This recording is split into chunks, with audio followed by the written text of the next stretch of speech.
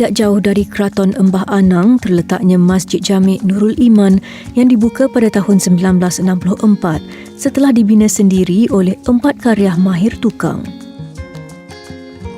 Sebelum ketibaan Ramadan, menjadi tradisi komuniti Jawa di Kampung Parit Bugis untuk bergotong royong membersihkan masjid.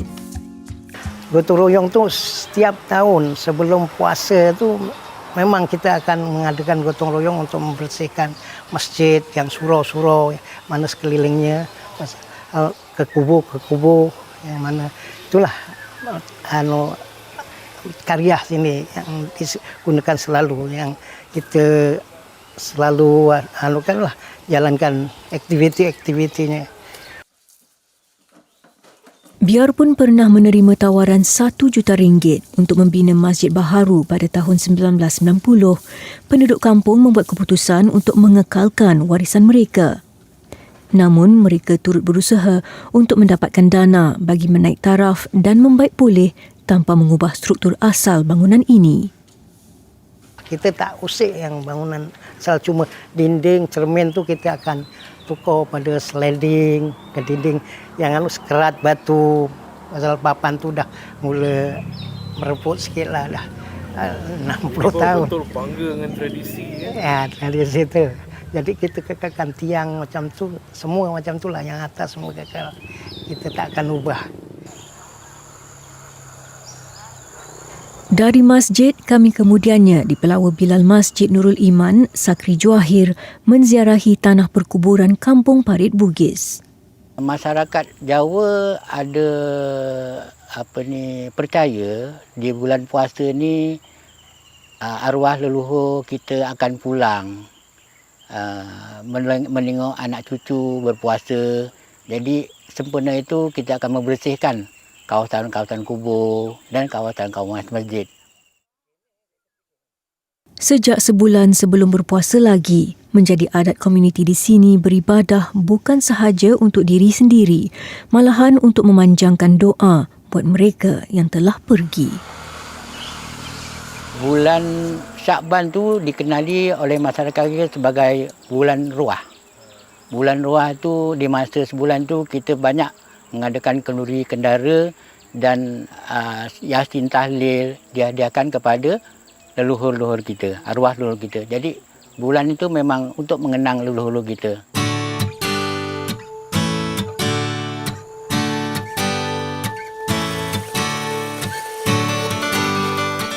Sementara menunggu senja, kami mengikuti Mesnan Wagir, seorang ahli jawatan kuasa Persatuan Jawa Parit Bugis, mencari buluh untuk membuat pelita yang dikenali sebagai Dimar Uplik. Pembuatan buluh ni kita melibatkan kurang kos. Pertama kita tak perlu nak beli barang ni, kita cuma cari barang-barang yang terpakai. Maksudnya kan, jadi orang-orang yang tidak mampu dia boleh buat pelita ni. Tak bermasalah dari segi keuangan. Hanya bermudahkan dengan minyak tanah sahaja. Turut dibantu anak buahnya Nur Aiman Asyakirin, Mesnan mencari buluh tua untuk mengelakkan pelita menjadi kecut dan rapuh.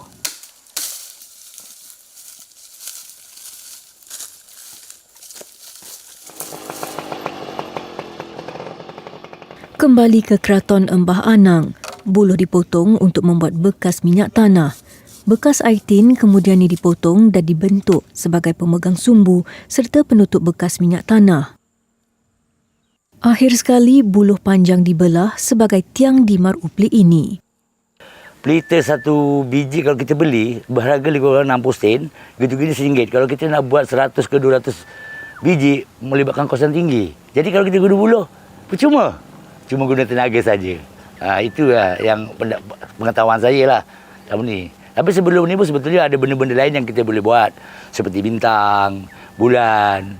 Dan itu adalah untuk keceriaan. Mana menyambut bulan puasa ni, kita perlu ceria. Tak perlu susah. Jangan kita berpuasa, tak makan, jadi sedih, jadi susah. Jadi untuk menghilangkan kesedihan, kita buat kecil-kecil yang macam ini. Jadi bulan puasa, daripada pengetahuan kita pada mbah kita dulu, memang perlu pasang pelita. Kenapa? Takut mbah leluhur kita akan pulang ke rumah kita sedianya tidak bergelapan. Jadi bercahaya. Allahu Akbar, Allahu Akbar. Allahu Akbar, Allahu Akbar.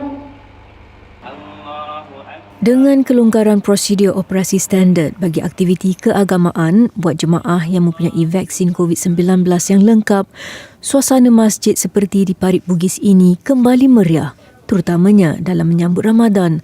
Lebih ramai karya berpeluang menunaikan solat tarawih, tadarus Al-Quran dan moreh bersama. Benda tu kita nak taruh depan sekali untuk Pak Imam dan Pak Imam biasa duduk yang depan lah, orang yang lebih tua daripada kita. Bila dia dah makan, dah menjamah selera, baru diagihkan, disambung-sambungkan. Bersama menjamah tu kita diagihkan, bukan kita nak makan. Yang dimakan ya makanlah, yang tak yang buruk itu je. Bukan kita nasi ambang cuma kita buat satu ataupun dua, bukan orang tu yang makan, tak. Kita diagihkan. Biasanya gitu. Hidangan nasi ambeng turut mempunyai adabnya. Imam, penghulu atau ketua masyarakat selalunya akan mula menikmati juadah terlebih dahulu. Sebagai makanan yang menyatukan, tidak kira jumlah talam yang disaji, setiap jemaah pasti dapat merasa dan membawa juadah ini pulang sebagai berkat. Satu lagi tradisi unik yang telah lama dilupakan berlaku setelah selesainya aktiviti di masjid. Dahulu, ia memeriahkan suasana Ramadan. Kini rentak tradisi kotean, sekadar hiasan memori lama. Kotean ni kita mainkan selepas habis sembahyang tarawih. Menunjukkan kita dah habis sembahyang tarawih kat masjid ni lah. Lepas tu kita main kotean tu dengan nama dia ni Kentong dan dengan anak dia nama dia Palu. Untuk mendapatkan bunyi kuat, pilihan kayu keras seperti leban, nangka atau kempas penting dalam menghasilkan kentong.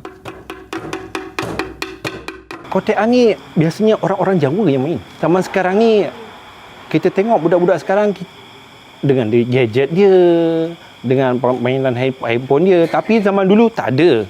Inilah mainan kita untuk hiburan kita masa kanak-kanak sampai dewasa.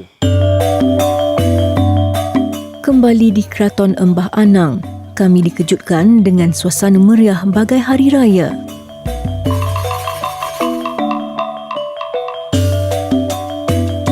Gelanggang dibuat untuk permainan tradisi Jawa iaitu obak atau dikenali umum sebagai galah panjang.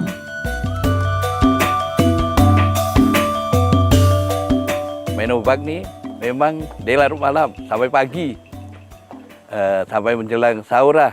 Jadi tak ada kegiatan apa lagi, nak main apa tak ada, main obak lah. Dia sampai pukul 4 pagi, kadang sampai pukul 5, kadang sampai orang tuanya jemput pergi suruh balik. Tak, dah nak waktu sahur dah nak habis kan. Jadi untuk mengisi masa lapang tu memang tiap-tiap malam tu lah. Mengimbau kenangan lalu, Tajuddin berkata permainan obak ini tidak terhad pada satu kejiranan sahaja. Dia bukan satu tempat je, boleh pindah-pindah. Ada lawan. Nanti grup sana lawan grup sini. Sampai habis malam 7 likur lah. Sebelum nak raya tu. Memang tiap-tiap malam ada aktiviti tu. Kira dalam satu kawasan mukim. Bukannya satu kawasan kampung sini. Nanti berlawan sini lawan sana. Nanti lawan sana pindah-pindah lah tu. Tiap-tiap malam tu. Besok pagi-pagi boleh terus pergi kebun. Dan memang ya kerja kat kampung. Pencarian kisah Ramadan Jawa Johor bagai perjalanan kembali ke masa lampau. Kebanyakan amalan di sini masih utuh tanpa dipaksa walaupun diancam peredaran massa. Moga usaha murni penduduk di sini menjadi inspirasi untuk sentiasa memartabatkan warisan tradisi tidak mengira bangsa.